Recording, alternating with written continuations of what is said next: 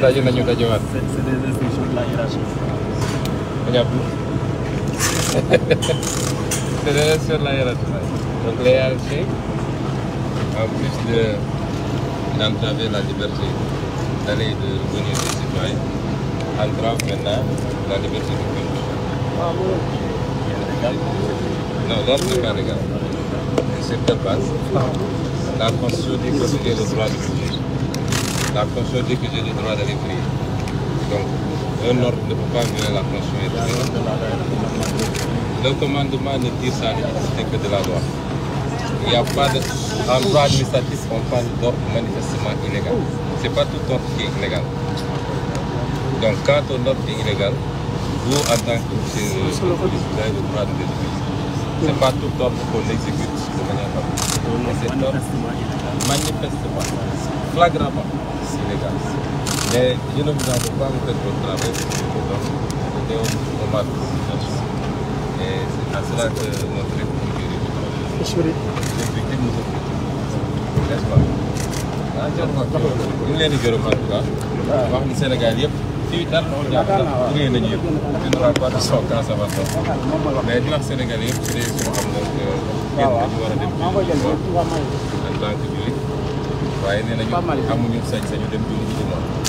loolu li muy firnde mooy dëkk bi tey liberté dem ak ñëw nga xam ne constitution ñu ko may xaj nañ ñu ko waaye liberté bi nga xam ne may nañ ko képp kuy Sénégalais ci jëm-jëmam ngay chrétien ngay jullit wala ngay sax religion traditionnelle ñu ne la am nga droit ci sa diine même liberté boobu xaj nañ ñu ko tey loolu laa doon waxtaan ak sëñ bi nee na dañoo jot ay ordre ma ne ko nag réew day dox ci droit hiérarchie des normes la constitution moo jiitu loi yi doog a ñëw règlement yi doog a ñëw un ordre c'est un règlement mënul violer constitution mënul violer la loi or bii ordre dafa violer constitution violer la loi mais li ma ci tënk rek mooy du ñoom victime nañ si ñun victime nañ si ay autorité politique yoo xam ne tiit gi ñu tiit ak beew gi ñu beew ci pouvoir moo leen jaral lii lépp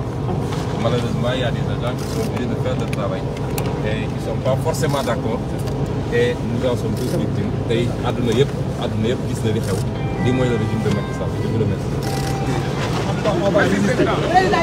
jërëjëf. dina ko doon liggéey maanaam daal yow dew dem. ñu jiite ci kër gi yi nga xamante ne te nee na tey moo waroon jiite ji sax jumaa ji. waaw xam nga kon mun am soo amuloon. wax ji du woon sax dem julli ji.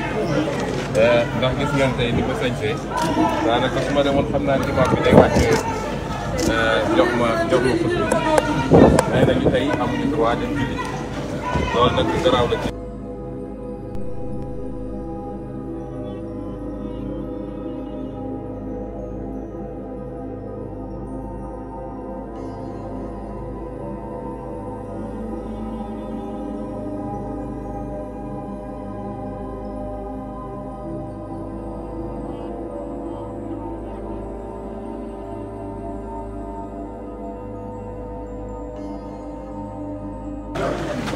ay